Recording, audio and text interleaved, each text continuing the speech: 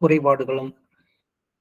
உலகம் நிலையற்றதாகையால் ஒவ்வொருவரும் விரைவாகவோ அல்லது சிறிது தாமதமாகவோ இதை விட்டு செல்லத்தான் வேண்டும்.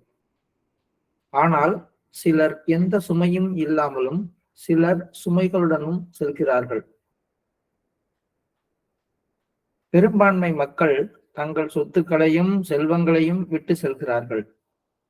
இதனால் மட்டுமே அவர்களின் வாரிசுகளின் மனதில் அவர்களை பற்றிய நினைவுகள் பசுமையாக இருக்கின்றன. ஆனால் ஆன்மீகத்தில் முழுமை பெற்ற மனிதனின் சம்பாதிப்பு வேறு ஒன்று. தனதென்று ஒன்றும் இல்லாமலேயே அவன் அனைத்தையும் பெற்றவனாக ஆகிறான். தனதென்று ஒன்றுமில்லாமல் என கூறியிருப்பது, அனைத்தும் அடைய பெற்ற ஒருவன் எதுவும் தன்னுடையதில்லை என்று துறந்துவிட்டு தன்னந்தனியாக கடவுளை தேடி நிற்பதைத்தான் குறிக்கும். உலகத்தின் வசதிகள், ஆடம்பரங்கள், வெற்றிகள், இன்பங்கள் ஆகிய எதுவும் அவனுக்கு பொருட்டல்ல. இவற்றின் பந்தங்களிலிருந்து தனது வாழ்நாளிலேயே அவன் விடுதலை பெற்று விடுகிறான். அனைத்தும் அடைய பெற்றவன் என்று நான் கூறுவதன் கருத்து, தனது வழிப்பயணத்திற்கு வேண்டிய உணவாகிய அவனது ஆன்மீக சம்பாதிப்புகளின் உண்மையான சாரத்தை அவன் தன்னுடன் கொண்டு செல்கின்றான் என்பதே ஆகும். குடும்பஸ்தனை போன்றே அவனும் தனது ஆன்மீக சம்பாதனையை தனது ஆன்மீக வாரிசுகளுக்கு விட்டு செல்கின்றான். அவர்கள் ஒவ்வொருவரும் அவரவரது திறனுக்கு ஏற்ப அதனை பெறுகிறார்கள். மீதி இருப்பது அவர்களது சந்ததியினருக்கு போய் சேருகிறது.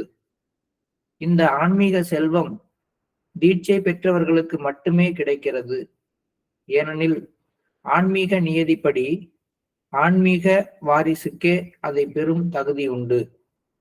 அதில் ஒரு பகுதி தங்கள் குருவினிடத்தில் விசேஷமான அன்பு உடையவர்களுக்கும் லய அவஸ்தாவை அடைந்தவர்களுக்கும் கூட கிடைக்கிறது. அது முறையானதும் கூட. ஆன்மீகத்தை பொறுத்தவரை உண்மையில் தகுதி உடையவர்களுக்கே பங்கு போய் சேருகின்றது.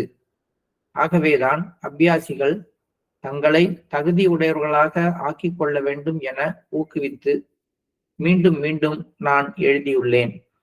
அதற்கு அன்பு, கீழ்ப்படிதல் ஆகிய 2 விஷயங்கள் தேவைப்படுகின்றன. இந்த இரண்டும் ஒன்றை ஒன்று சார்ந்திருப்பவை. எப்படி உலகியல் வாழ்க்கையில பணம் சம்பாதிச்சு சேர்த்து வச்சு நம்ம பிள்ளைங்களுக்காக நம்ம விட்டு போறோமோ, ஆன்மீக உலகமும் அதே மாதிரிதான்.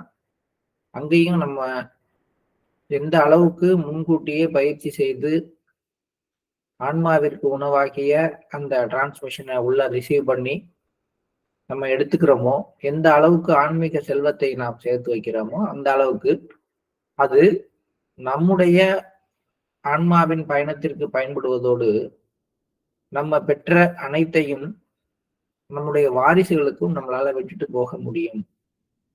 அந்த ஆன்மீக செல்வம் நம்முடைய வாரிசுகளுக்கு மீன்ஸ் யார் நம்மளை ஃபாலோ பண்றாங்களோ அவங்களுக்கு தானாகவே கிடைக்கின்றது.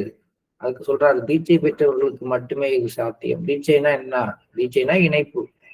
யாரு என்னோட தன்னை இணைத்துக்கிட்டு இருக்காங்களோ அவங்க எல்லாருக்கும் இது கிடைக்கிறது சாத்தியம் அப்படின்னு சொல்றாரு. அதோட இல்லாமல் யாருக்கெல்லாம் அந்த தகுதி இருக்கோ அவங்களுக்கு தான், ஒருவேளை அவர்களுடைய வாரிசு, அதாவது எனக்கு அப்புறம் என்னுடைய வாரிசுக்கு அதை பெறுகின்ற திறன் இல்லாவிட்டால் அவர்களுடைய வாரிசுகளுக்கு போய் அது சேர்கின்றது. இது எந்த இடத்துலையும் விட்டு போகல. இந்த கனெக்டிவிட்டி இருக்கிற வரைக்கும் இந்த ஆன்மீக செல்வமானது தொடர்ச்சியாக பரிமாறிக்கொள்ளப்பட்டு வருகிறது சொல்றார்.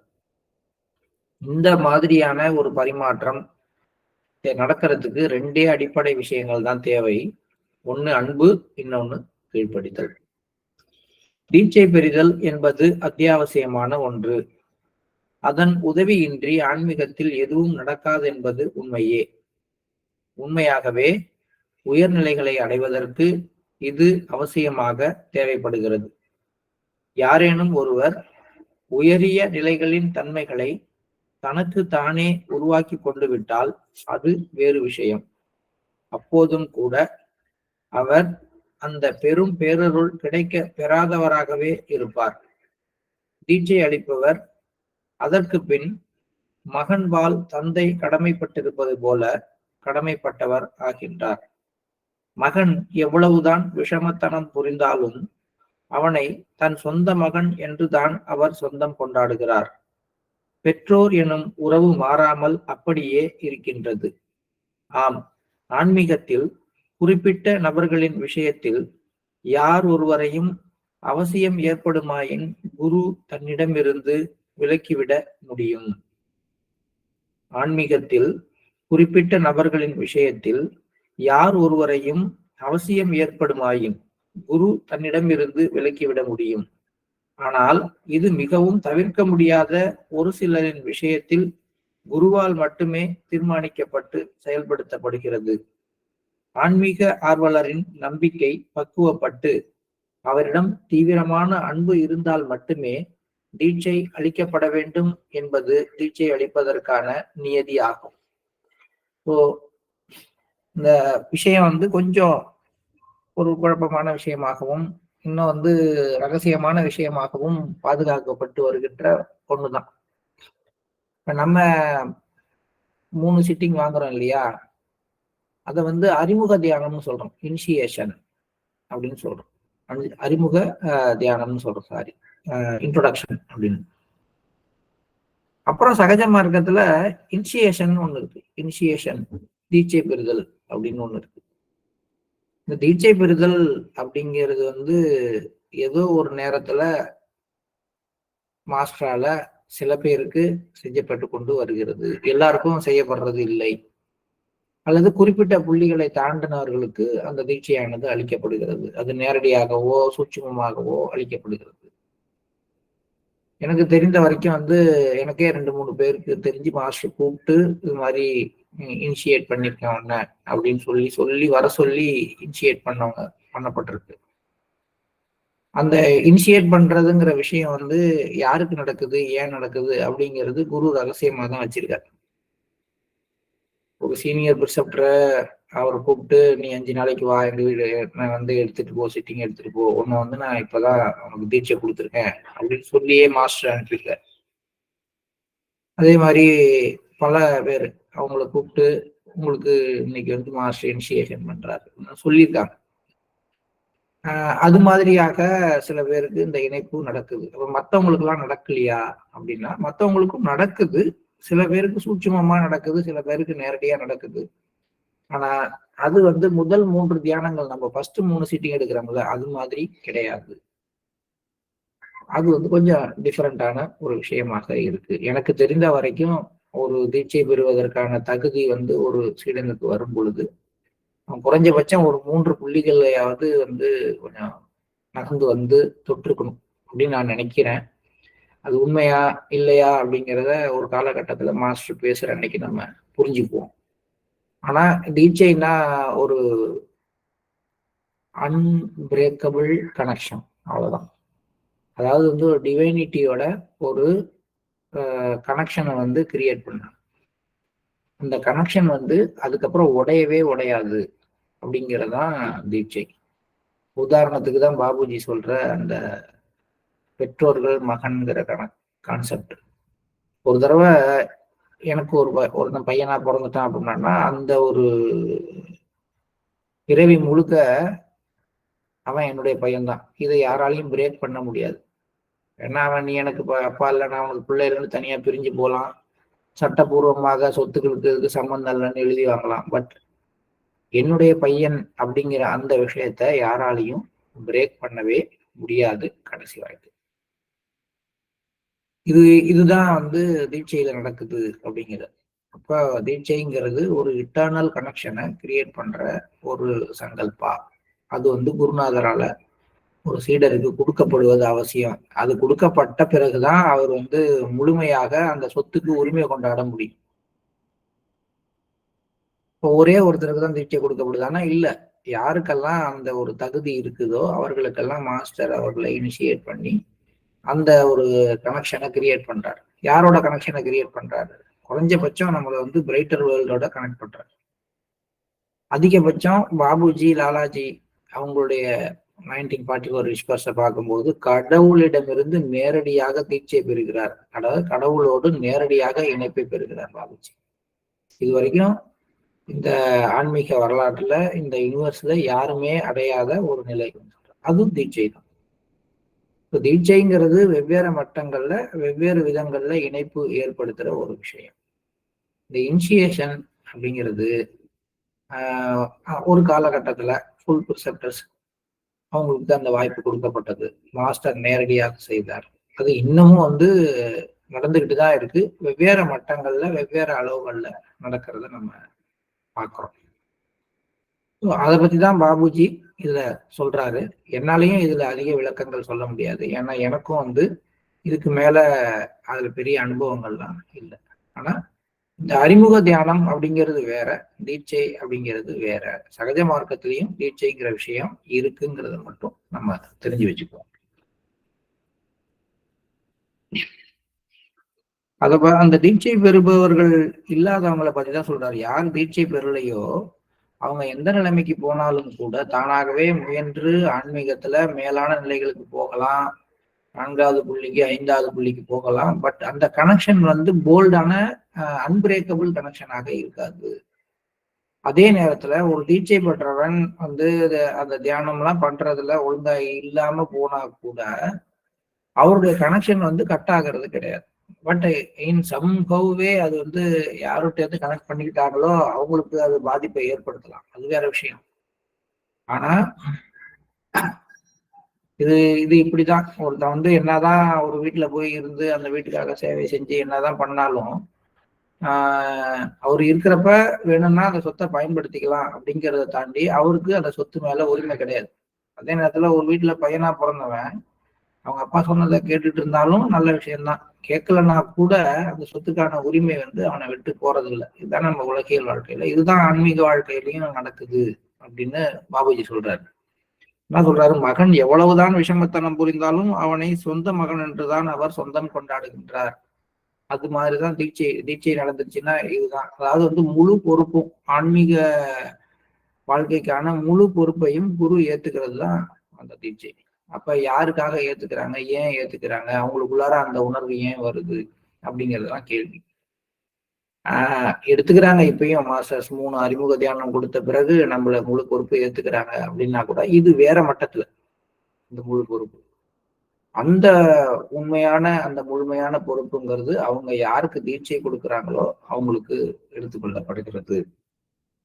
அதனால ஒரு விஷயத்துல ஆன்மீக மட்டத்துல யார் ஒருவரையும் சேர்த்து வைத்துக் கொள்ளவும் அவங்களை கம்ப்ளீட்டா விலக்கி வைக்கவும் ஆன தகுதி வாய்ப்பு குருவுக்கு இருக்கிறது. ஆன்மீக ஆர்வலரின் நம்பிக்கை பக்குவப்பட்டு அவரிடம் தீவிரமான அன்பு இருந்தால் மட்டுமே தீட்சை அளிக்கப்பட முடியும். அதனாலதான் நான் சொன்னேன், தெய்வீக அன்புங்கிறது மலர்றது 3வது புள்ளியில. அந்த தீவிர அன்பு முகிழ்த்து எழுகின்ற காலகட்டத்துக்கு அப்புறம்தான் நேரடியான ஒரு இணைப்பை தெய்வீக ஊடகத்தோட தெய்வீக மூலத்தோடு ஏற்படுத்துறது சாத்தியமான விஷயம். இது ஜென்ரல். ஆனா இதுலயும் பல விதிவிலக்குகள் இருக்கு அப்படிங்கிறதையும் நம்ம புரிஞ்சுக்கணும். இப்பொழுது நம் குழுவினரை பற்றி கேளுங்கள். அதாவது நம்முடைய அபியாசிகளை பற்றி. ஒரு நண்பர் வெறும் மரியாதைக்காக தியானம் செய்கிறார். மற்றொருவர் சம்பிரதாயத்திற்காக செய்கிறார். நல்லவேளை இந்த மட்டிலாவது தியானம் செய்கிறார்களே என்று கடவுளுக்கு நன்றி சொல்ல வேண்டும்.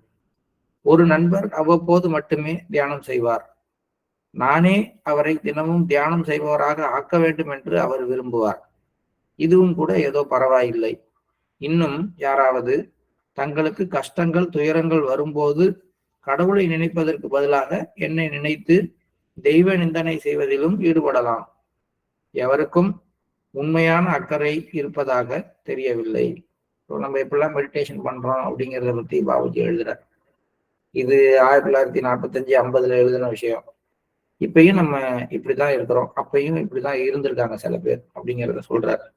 மரியாதைக்காக சொல்லிட்டோமே, வரலன்னா தப்பா போயிடுமே அப்படின்றதுக்காக செய்யறவங்க, எப்பயாவது ஒரு தடவை தியானம் பண்றவங்க, மாஸ்டர் என்னை எழுப்பி விட்டு தியானம் பண்ண வைங்க மாஸ்டர், நீங்க தானே செய்யணும் அப்படின்னு மாஸ்டர்கிட்ட கேட்டுட்டு நான் செய்யல அப்படின்னா, என்ன மாஸ்டர் எனக்கு தியானம் பண்றதுக்கான ஒரு உணர்வே கொடுக்க மாட்டேங்கிறீங்கன்னு அவரையே குறை சொல்லிட்டு இருக்கிறவங்க, இன்னும் கஷ்டம் வர்றப்ப மட்டும் தியானம் பண்றவங்க, பரீட்சை எழுத போறதுக்கு முத நாள் மட்டும் மெடிடேஷன் பண்ணி சிட்டிங் வாங்கிக்கிறவங்க, வேலைக்கு டிரான்ஸ்ஃபர் வாங்குறதுக்கு ஒரு கவுன்சிலிங்க்கு போறோம்னா அன்னைக்கு மட்டும் சிட்டிங் வாங்குறவங்க, ஒரு முக்கியமா இன்னைக்கு வந்து ஒரு ஒரு சொத்து வாங்க போறோம் அப்படின்னா அதுக்கு முத நாள் 2 பேரும் போய் வீட்டுல 2 பேரும் இல்ல, வீட்டுல இருக்கிற எல்லாரும் சேர்ந்து உட்கார்ந்து தியானம் பண்றோம். இதெல்லாம் நம்ம சர்வ சாதாரணமாக இங்க பாக்குறோம். இவங்களுக்குலாம் தியானம் அப்படிங்கிறது என்ன அப்படின்னா, இந்த உலக வாழ்க்கையில எதையோ ஒண்ணு சாதிக்க, ஏதோ ஒண்ணு மங்களகரமா நடக்கிறதுக்கு தெய்வத்தோட அருள் கிடைக்கிறதுக்கான ஒரு கருவி. அதை தாண்டி அவங்க அதை பார்க்கவே இல்லை. அததான் பாபுஜி சொல்றாரு, எவருக்கும் உண்மையான அக்கறை இருப்பதாக தெரியவில்லை. இப்போ உண்மையான அக்கறைன்னா என்ன? உண்மையான அக்கறை என்பது இந்த ஆன்மாவையும் அதுக்குடைய மூலத்தோட இணைக்கணும். அது தனியா நிக்குது, அதுக்கான எனர்ஜி கிடைக்கல, அது எங்க இருந்து தொடங்கியதோ அந்த இடத்தோட அதை கனெக்ட் பண்ணி விடணும். கண்ணுக்குட்டிய பசுமாட்டோட கொண்டு போய் சேர்க்கணும். வீட்டை விட்டு திசை திரும்பி வந்து திக்கு தெரியாம துவைச்சிட்டு இருக்க குழந்தைய திரும்பி அவங்க வீட்டுக்கு அனுப்பி வைக்கணும். அந்த மாதிரி வந்து எனக்குள்ளார இருக்கிற அந்த ஒண்ண அது எங்க இருந்து வந்துச்சோ அதோட இணைச்சு விடணும் அப்படிங்கிற அந்த உண்மையான அக்கறை, அந்த அக்கறையின் அடிப்படையிலான தியானம் யாரும் பண்றதா எனக்கு தெரியல அப்படின்னு சொல்றாரு. இன்னும் சில பேர் வந்து அவருக்கு கஷ்டம் வர்றப்பெல்லாம் எனக்கு குற்றம் சொல்வதற்கு மட்டுமே, நான் தியானம் பண்றேன், எனக்கு குரு இருந்து என்ன பிரயோஜனம், எனக்கு இந்த கஷ்டம் வந்துருச்சு அந்த கஷ்டம் வந்துருச்சுன்னு தங்களுக்கு கஷ்டம் வரும்பொழுது தெய்வ நிந்தனை செய்யறதுக்கான ஒரு ஆளா குருவை வச்சிருக்காங்களே ஒழிய அவரை என்ன பர்பஸ்க்கு யூஸ் பண்ணணுமோ பண்ணல அப்படிங்கிறதையும் சொல்றாரு. அப்படியே அக்கறை கொண்டவர்கள் யாராவது இருந்தாலும் அவர்களை விரல் விட்டு எண்ணிவிடலாம். அவர்களுக்கு லட்சியத்தை அடையும் தீவிர ஏக்கம் இல்லை. ஒருவேளை சில பேருக்கு அதிசயமா ஆன்மீக அக்கறை இருக்கு அப்படின்னா கூட அது ஒரு தீவிரத்தன்மை கிடையாது, ஏக்கம் கிடையாது. சரி, இதுக்காக முயற்சி பண்றோம், இதுக்காக தான் இந்த பயிற்சிங்கிற ஓரளவுக்கான தெளிவோட அவங்க இருக்காங்களே ஒழிய அதையும் கூட அவர்கள் முழு ஆர்வத்தோடு தீவிரத்தோடு செய்வதில்லை. அப்படி லட்சியத்தை அடையணுங்கிற தாகமும் இல்லை. ஒரு முறை எனது மாஸ்டர் லாலாஜி ஒருவருக்கு எழுதிய கடிதத்தில் எனக்கு தேவை சிங்கங்கள், ஆடுகள் அல்ல என்று எழுதினார். இன்னொருவரிடம் பேசிக் கொண்டிருக்கும் பொழுது எனது சத்சங்கத்தில் ஆடுகளையும் கூட தாட்சண்யம் கருதி அனுமதித்திருக்கிறேன் என்று சொல்லி இருக்கிறார். இதுவே அவரது அனுபவம் ஆகும். லாலாஜியும் சொல்லியிருக்காரு, பாபுஜி சொல்றாரு, பிண்டி சாரிஜி சொல்றாரு. அவர் சிங்க சிலையவே கொண்டாந்து மெடிடேஷன் ஹால் வாசப்படியில் வச்சுட்டு குறிப்பா சொல்றாரு, உள்ள வர்றதுக்கு சிங்கங்கள் தேவைன்னு தேடிட்டு இருக்கேன் அப்படின்னு. நம்ம அந்த சிங்கத்து பக்கத்துல நின்று போட்டோ எடுத்துட்டு எவ்வளவு அழகான ஒரு சிங்கம் இருக்கு அப்படின்னு சொல்லிட்டு நம்ம போயிருக்கோம். அவங்களுடைய கணிப்பு என்ன அப்படின்னா, ஒரு சிங்கம் போல ஒரு தீவிரமா வந்து ஆன்மீகத்துல ஈடுபடக்கூடிய, ஆன்மீக வேட்டைக்கு ஈடுபடக்கூடிய ஒரு ஆளாக ஒவ்வொரு அபியாசியும் வரணும், தேடணும், தீவிரமா இருக்கணும் அப்படிங்கிற மாதிரி. ஆனா ஆடுகளை போல அப்படின்னு ஏன் சொல்றாங்க அப்படின்னா, இதுவும் வேட்டைக்கு தீவிரமா தான் போய் இது பண்ணும். ஆனா ஒரு சின்ன சவுண்ட் கிடைச்சதுன்னா உடனே அந்த இடத்துக்கு ஓட பார்க்கும், தொடர்ந்து மேயாது. சிங்கம் தன்னுடைய வேட்டைக்கு போனா என்ன பண்ணுது, எவ்வளவு அந்த இறை ஓடிக்கிட்டே இருந்தாலும் அந்த வேகத்துக்கு ஓடுது, குறுக்க வர்ற எதையும் பத்தி கவலைப்படுறது இல்ல. அந்த இறை மேல குறி வச்சு அதை போய் பாய்ந்து பிடிக்கிறதுக்கு எவ்வளவு தீவிரமா இருக்கு. ஆடு என்ன பண்ணுது, ஆடு அதுவும் போய் இறைய சாப்பிடுது. அது அந்த சூழ்நிலை சரியா வந்தா சாப்பிடும். டக்குன்னு ஒரு சவுண்ட் வந்துச்சுன்னா அங்கேருந்து ஓட பார்க்கும்.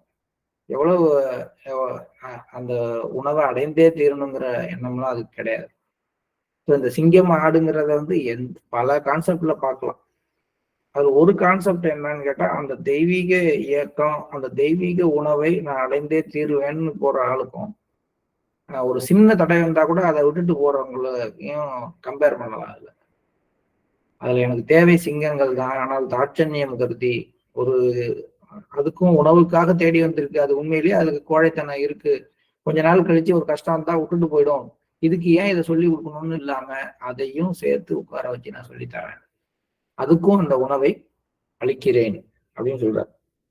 இதை எண்ணி பார்க்கும்போது யார் மேலும் எந்த குறையும், இதுல நான் யார் மேல போய் குறை சொல்றது, இது என்னுடைய குறையாகவே தோன்றுகின்றது. இதுதான் பாபுஜியுடைய கண்டிஷன். இதை அவர் முன்னாடியில இருந்தே பேசிட்டு வர்றாரு.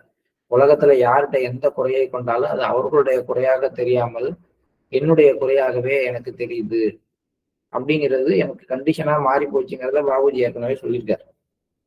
எது எவ்வாறாயினும் அனைவரையும் கவனித்துக் கொள்ளத்தான் வேண்டும். இவங்க எதுக்காக வந்தாலும் என்ன செய்திருந்தாலும் இவங்களை எல்லாத்தையும் கவனித்துக் கொள்கின்ற பொறுப்பு எனக்கு இருக்கத்தான் செய்கிறது. இதற்கான வழிமுறைகளை நான் யோசித்தேன். மக்கள் ஆன்மீக ஒளி பெற வேண்டும் அல்லது பின்னர் ஒரு காலத்தில் ஒளி பெற வேண்டும் என்று நினைப்பார்களாயின் அதற்கு நான் நன்றி உடையவனாக இருப்பேன். பாருங்க என்ன மாதிரி சொல்றாருன்னு. உண்மையிலே என்கிட்ட வர்ற மக்கள்ல யாராவது சில பேர் நான் இந்த உண்மையான ஆன்மீகத்தினுடைய தன்மையை பெறணும், அதனால என்ன ஆன்மாவுடைய தன்மை என்னவோ அதை அடையணும் அப்படின்னு நினைச்சா கூட, அல்லது இப்ப வேண்டாம் கூடிய சீக்கிரம் நான் அதை அடையணும் அப்படின்னு ஒரு எண்ணம் வந்தா கூட, அந்த ஒரு எண்ணத்துக்காக நான் அவர்கள் மீது கடமைப்பட்டவனாக நன்றி உள்ளவனாக இருக்கிறேன். ஒன்றும் இல்லாததற்கு அது பரவாயில்லை எனலாம்.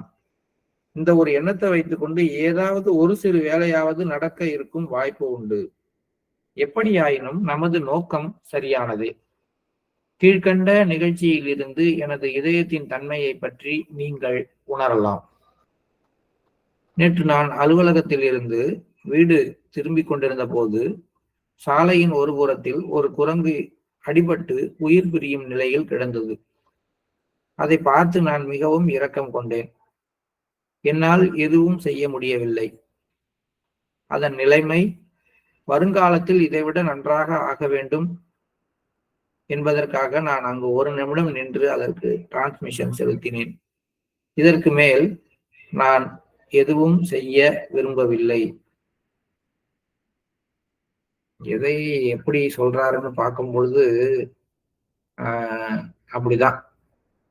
ஈவன் ஒரு ஒரு குரங்கு அடிபட்டு கிடந்தது அப்படின்னா அதுக்காக நான் என்ன செய்ய முடியும்? விட்டுட்டு வர முடியாது, அது குரங்குதான். ஆனா அதுக்கும் கூட என்னுடைய ஒரு கருணை, என்னுடைய இதயம் தவிக்கிறதுனால இன்னும் ஒரு நல்ல நிலைமைக்கு அது போகணும் அதனுடைய அடுத்த காலகட்டங்கள்ல அப்படின்னு நினைச்சு அதுக்கு டிரான்ஸ்மிஷன் கொடுக்குறேன். கிட்டத்தட்ட நம்ம எல்லாருக்குமே மாஸ்டருடைய இந்த டிரான்ஸ்மிஷன்ங்கிறது இந்த லெவல்ல தான், இந்த மாதிரிதான் இருக்கு மேக்சிமம். ஏன்னா நம்ம ஏதோ ஒன்றாக குற்றுயிரும் குலையுருமாக தான் அங்க இருக்கிறோம். அப்பையும் நமக்கு டிரான்ஸ்மிஷன் கிடைச்சிட்டு இருக்கு. அந்த டிரான்ஸ்மிஷன் பரிதாபத்தின் அடிப்படையில, இரக்கத்தின் அடிப்படையில, கருணையின் அடிப்படையில கொடுக்கப்படுற டிரான்ஸ்மிஷனா தான் இருக்கே ஒழிய உரிமையின் அடிப்படையில என் பையனுக்கு நான் கொடுத்தே ஆகணுங்கிற எண்ணத்தின் அடிப்படையில கொடுக்கப்படுறதுக்கான ஒரு சூழ்நிலையை நம்ம ஏற்படுத்தல அப்படிங்கிற ஒரு விஷயத்த இதுக்குள்ளார இருந்து அவர் சொல்ல விரும்புறார். நான் என்ன சொல்ல முடியும்னு சொல்றாரு. இதயத்தின் தன்மை என்னோடது எப்படி இருக்குன்னு பாத்துக்குங்க. அப்ப ஒரு குரங்குக்காக இரக்கத்தோடு ஒரு நிமிஷம் டிரான்ஸ்மிஷன் கொடுக்குற அளவுக்கு என் இதயம் நெகிழ்ந்து இருக்குது அப்படிங்கும் பொழுது யார் ஒருத்தர் எந்த நிலைமையில இருந்து எது ஒன்றுக்காக என்னை நீங்க தேடி வந்தாலும், அவங்க எதுக்காக என்னை தாண்டி வந்தாலும் அதை பத்தி நான் கவலைப்படாம அவர்களுக்கு என்ன செய்யணுமோ அதுக்கான டிரான்ஸ்மிஷனை நான் கொடுக்குறேன். நீங்க எதுக்காக வேணாலும் என்கிட்ட வந்திருக்கலாம், உங்களுக்கு அந்த நோக்கமே கூட இல்லாமல் இருக்கலாம். எது எவ்வாறாயினும் அவர்கள் இருப்பதே போதும், அவங்களுக்கு ஏதோ ஒரு விதத்துல நான் டிரான்ஸ்மிட் பண்ணிட்டு இருக்கேன். அதுதான் என்னுடைய இதயத்தின் தன்மை அப்படின்னு சொல்றார். கடைசியாக நான் எழுதிய கடிதம் மிகவும் கடுமையாகி விட்டதான ஒரு எண்ணம் எனக்கு திரும்ப திரும்ப ஏற்படுகிறது. ஆனால் நான் அவ்வாறு எழுத நிர்பந்திக்கப்பட்டேன். எனது பேச்சில் கடுமை இல்லாவிடிலும் எழுதும் பேனாவில் இரும்பும் மரமும் உபயோகிக்கப்பட்டு இருப்பதால் அதில் கடுமை வந்துவிட்டதாக நான் நினைத்தேன். இந்த கடுமையினால் உங்கள் மேல் நீங்களே கடுமையாக மாறி அதனால் தெய்வீக அன்பின் ஓட்டத்தை உங்களுக்கு நீங்களே சாத்தியமாக்கி கொள்ள கூடும். ஒருவேளை இந்த கடுமை நல்ல விளைவுகளை கொண்டு வரலாம் என்றாலும் கடவுளின் சித்தமின்றி அவர் தனது வேலையாளை தன்னை நோக்கி ஈர்க்க மாட்டார் என்பதும் அவரது தரிசனத்தை பெறுவது சாத்தியமில்லை என்பதும் உண்மை. இது யாருக்கோ எழுதின ஒரு லெட்டர் அப்படின்னு நம்ம எடுத்துட்டா கூட அவர் இந்த அளவுக்கு சொல்லியிருக்காரு அப்படிங்கும் பொழுது அது பாபுஜி சொல்றாரு. இது வரைக்கும் எங்கேயும் இது மாதிரிலாம் ரொம்ப வருத்தப்பட்டு சொல்ல இதுக்கு முன்னாடி படிக்கும் பொழுதெல்லாம் மக்கள் வந்து அப்படி இருக்கிறாங்க, இப்படி இருக்கிறாங்க, சம்பிரதாயத்தாக இருக்கிறாங்க அப்படின்லாம் சொல்லல. இங்க சொல்லிட்டு பின்னாடியே வருத்தப்படுறாரு. நான் வந்து கொஞ்சம் கடுமையாக இதை எழுதிட்டேன். அது எனக்கே வருத்தமா தான் இருக்கு. ஏன் இதயம் இவ்வளவு மென்மையா இருந்தாலும் கூட, ஒருவேளை நான் எழுதுற பேனா வந்து மரத்திலயும், இரும்புலயும் செய்யப்பட்டதா இருக்கிறதுனால, இந்த வார்த்தைகள்ல எழுதின வார்த்தைகள்ல கடுமை வந்துருச்சோ என்னமோ! எனக்கு தெரியல. ஆனால் இந்த கடுமை கூட நல்ல விஷயம் தான். இத கேட்ட பிறகு யாராவது ஒருத்தருக்கு கோவம் வந்து, அவரே கோவப்பட்டுக் கொண்டு, தன்னையே நிந்தித்துக் கொண்டு, இப்படியா இருக்கிறது நம்ம அப்படின்னு நினைச்சு மாறி தீவிரமா பயிற்சி செய்ய ஆரம்பித்தால், அதுவும் எனக்கு நல்ல விளைவுகளை கொண்டு வர்றதுக்கான ஒரு வாய்ப்பா தான் நானு எடுத்துக்கிறேன். அதுல வந்து அடுத்த விஷயம் சொல்றாரு. கடவுளின் சித்தமின்றி அவர் தனது வேலையாளை தன்னை நோக்கி ஈர்க்க மாட்டார் என்பதும், அவரது தரிசனத்தை பெறுவது சாத்தியமில்லை என்பதும் உண்மை.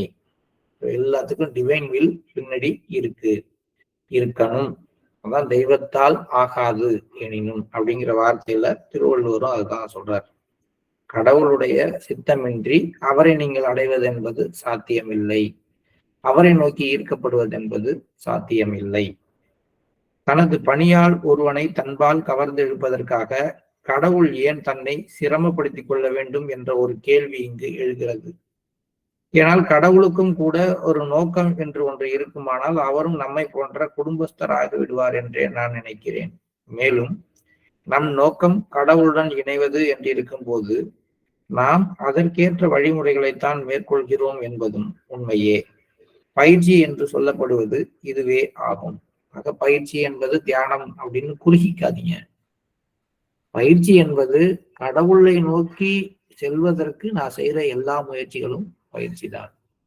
அது எந்த முயற்சியாக இருந்தாலும் அந்த முயற்சி எல்லாமே ஒரு விதத்துல கடவுளை நோக்கி செல்வதற்கான ஒரு பயிற்சியாகவே நான் எடுத்துக்கொள்ள வேண்டும். அவருடன் இணைய வேண்டும் என்ற தீவிரமான ஆசை நமக்குள் உருவாக்கப்படும் பொழுது ஏதோ ஒரு விதமான தூண்டுதல் கடவுளிடம் ஏற்படுத்தப்படுகின்றது. இங்க கடவுளை பத்தி பாபுஜி பேசுறப்பெல்லாம் நம்ம ஏற்கனவே நான் சொல்றது அதுதான். மாஸ்டருடன் இணைப்பை ஏற்படுத்தி கொள்ளணும் அப்படின்னு நீங்க தீவிரமா இயங்குற ஒவ்வொரு நாள்லயும் ஏதோ ஒரு விதத்துல அது வந்து கடவுள்கிட்ட ஒரு தூண்டுதலை ஏற்படுத்துகிறது. அதாவது மாஸ்டர்கிட்ட ஒரு தூண்டுதலை ஏற்படுத்துகிறது. ஆக நான் பயிற்சி செய்யறேன், நான் வந்து கரெக்டா கிளீனிங் பண்றேன் அப்படின்னு நினைக்கிறதுக்கு பதிலாக இந்த ஒவ்வொரு தியானமும் வந்து எனக்கும் மாஸ்டருக்கும் இடையிலான இணைப்பை இன்னமும் தியானம் முடியும் பொழுது இன்னும் முன்னாடி விட இன்னும் எனக்கும் உங்களுக்குமான இணைப்பு அதிகமா இருக்குங்கிற உணர்வும், ஒவ்வொரு சுத்திகரிப்பும் அந்த இணைப்புல இருக்கக்கூடிய பிரச்சனைகளை சரி செய்யறதுக்கான ஒரு விஷயமாகவும், ஒவ்வொரு இரவு நேர பிரார்த்தனையும் முழுமையாக அந்த இணைப்போடு மூழ்கி விடுகின்ற ஒரு வாய்ப்பையும் கொடுக்கிற ஒன்னாவே நம்ம பார்க்கணும். அப்படி பார்க்கும் பொழுது, அதாவது நம்மளுடைய எல்லா பயிற்சி முறைகளும் மாஸ்டருடனான இணைப்பை ஏதோ ஒரு விதத்துல புதுப்பித்துக் கொள்ள, வலுப்படுத்திக் கொள்வதற்கான ஒன்றாக நம்ம பார்க்கும் பொழுது அது ஏதாவது ஒரு விதத்துல அவருக்குள்ளார ஒரு தூண்டுதலை ஏற்படுத்தும் அப்படின்னு சொல்றார். இந்த தூண்டுதலை ஏற்படுத்த வேண்டியவர் யார்? இதற்கென்று யாருக்கு அவகாசம் இருக்கின்றது? நாம் நம் சொந்த எண்ணங்களாகிய சேற்றில் வீழ்ந்து கிடக்கிறோம். அதிலேயே சுகம் காண்கின்றோம். இங்கு ஏற்படும் வேதனை கூட சுகமாக தோன்றுகிறது. இதற்கு அர்த்தம் நாம் ஞானிகளாகிவிட்டோம் என்பது அல்ல. சொந்தமான எண்ணங்கள், சொந்தமான கருத்துக்கள், சொந்தமான உருவாக்கங்கள், என்னை பற்றிய என்னுடைய மதிப்பீடுகள், மற்றவர்களை பற்றிய என்னுடைய மதிப்பீடுகள், கம்பேரிசன், ஒப்பீடுகள், இதுக்குள்ளாரையே மூழ்கி கிடக்கிறமே ஒழிய யார் இந்த இணைப்புக்காக இயங்குகிறார்கள் அப்படின்னு பாபுஜி கேட்கிறார். நம்ம கூட கேட்டு பார்க்கலாம். நம்மளும் இத்தனை நாள் மெடிடேட் பண்றது எத்தனை நாள் இந்த இந்த தியானம் வந்து எனக்கும் அவருக்கும் இடையில ஒரு இணைப்பை உருவாக்கணும், ஒரு கனெக்டிவிட்டி வரணும், நான் எப்படியாவது மாஸ்டரோட இணைந்திருக்கணும் இந்த நேரத்துல அப்படின்னு யாரு ஏங்கி மெடிடேட் பண்ணணும் அப்படின்னா வெரி ஃபியூ டைம்ஸ் மேபி அவருடைய ஒரு அருளால் அது வந்திருக்கலாம். ஆனா உண்மையிலேயே அதுக்காக சிரத்தை எடுத்துக்கொண்டு பயிற்சி செய்பவர்கள், அதாவது இணைப்பை வலுப்படுத்திக் கொள்வதற்காக, இணைப்பை மீண்டும் புதுப்பித்துக் கொள்வதற்காக பயிற்சி செய்பவர்கள் என்பவர்கள் ரொம்ப ரேர். பொதுப்படையாக சொன்னால் ஒவ்வொருவரும் தங்களது எண்ணங்களிலேயே பித்தர்களைப் போல ஆழ்ந்திருக்கிறார்கள். சத்தியமான உண்மை. நான் வந்து 24 மணி நேரத்துல என்னை அறியாம தூங்குற சில நிமிடங்கள் தவிர மற்ற நேரங்கள்ல என்னுடைய எண்ணங்களை வாட்ச் பண்ணா அது எல்லாத்துலயும் சொந்த எண்ணங்கள். என்னுடைய எண்ணங்கள்ல நான் மூழ்கி என்னை பற்றியே நான் சிந்திச்சு பெருமைப்பட்டு கொண்டு என்னோடு மற்றவர்களை ஒப்பிட்டு கொண்டு, அது நல்ல விதமா ஒப்பிட்டுக்கிட்டாலும் சரி, கெட்ட விதமா ஒப்பிட்டுக்கிட்டாலும் சரி, இப்படித்தான் நான் இருக்கின்றேன். எந்த விதமான துன்பமாய் இருந்தாலும் மக்கள் அதிலிருந்து வெளிவர எண்ணுவது இல்லை. அது ரொம்ப ரொம்ப அதாவது ஒருத்தருக்கு ஒரு கஷ்டம் வந்துருச்சு அப்படின்னா அதை பத்தி திருப்பி திருப்பி பேசுறதுக்கும் அதை போட்டு அந்த புண்ணு வந்தா அதை சொரிந்து கொள்வதுன்னு சொல்லுவோம். அது மாதிரி அந்த துன்பத்தை பத்தி எக்ஸ்ட்ராடினரியா பேசுறதுக்கும் எக்ஸ்ட்ராடினரியா அதையே திருப்பி திருப்பி மனசுல போட்டு உலட்டி அதுல சந்தோஷம் காண்றாங்களே ஒழிய, யார் ஒருத்தருக்கும் ஒரு துன்பம் வந்துருச்சுன்னா கூடிய சீக்கிரம் அதுல இருந்து விடுபட்டு வெளியில வரணும், மனதளவுல விடுபட்டுக்கணும். ஏன்னா துன்பம் தான், அதை நினைக்கிற மனசுதான் அதிகம் அதனால பாதிக்கப்படுது. அதை வெளியில எடுத்துருவோங்கிற எண்ணம் யாருக்கும் வருவதே இல்லை. அதனால்தான் வேதனைகளை சுகம் என்று நான் சொல்லி இருக்கிறேன். ஏனெனில் நாமே ஏற்படுத்தி கொண்டவற்றிலிருந்து நாம் வெளிவர எப்பொழுதும் விரும்புவதில்லை. நமது சமையலறையிலிருந்து நாம் வெளிவந்து விட்டோமானால் சமையலறை அசுத்தமாகிவிடும் என்று நாம் எண்ணுகின்றோம். ஆகவே ஒரு காலை சமையலறை உள்ளும் மற்றொரு காலை வெளியிலேயும் வைத்துக் கொண்டிருக்கிறோம். நாமும் வெளியே வந்து அதே நேரம் சமையலறையும் மிகவும் தூய்மையாய் இருக்கும் வகையில் 2 கால்களையும் வெளியே எடுத்துவிட நாம் நினைத்து கூட பார்ப்பது இல்லை. இதெல்லாம் உருவகமா பாபுஜி சொல்லியிருக்காருன்னா அவராலேயே அதுக்கு மேல அந்த விஷயங்களை எக்ஸ்பிளைன் பண்றதுக்கு விருப்பம் இல்லைங்கிற அளவுக்கு தான் கீழே போய் சொல்றாரு. சமையல் அறைன்னு எதை சொல்றாரு தெரியுமா? இதயத்தை. இங்க நம்முடைய எண்ணங்கள், நம்முடைய கருத்துக்களை வச்சு நாமாவே சமைச்சு நம்ம சமைச்சதை நம்மளே சாப்பிட்டு அதுலயே திருப்தி அடைஞ்சிட்டு இருக்கோம். இந்த சமையல் அறைன்னா நீங்க கிச்சனை நினைச்சுக்க வேண்டாம். இங்க நம்ம எண்ணங்களை வைத்து சமைத்து உருவாக்குற உருவகங்கள் தான். இந்த சமையல் அறையிலிருந்து நம்ம வெளியில வர்றதுக்கு விரும்புறதில்லை. வர்ற சில பேர் கூட அங்க ஒரு கால் இங்க ஒரு கால், கொஞ்ச நேரம் இங்க திரும்பி அங்க. ஐயோ நான் இதை விட்டுட்டு வெளில வந்துட்டேன்னா அதை யார் பாப்பா? பார்க்க வேண்டாம். நீங்க கடுமையா அதுக்காக முயற்சி பண்ணாம வெளியில வந்துருங்க. நீங்களும் தூய்மை அடைவீர்கள், உங்கள் சமையல் அறையும் தூய்மை அடையும் அப்படின்னு சொல்றாரு. இதுவும் ரொம்ப சூட்சமமான ஒரு கருத்து தான்.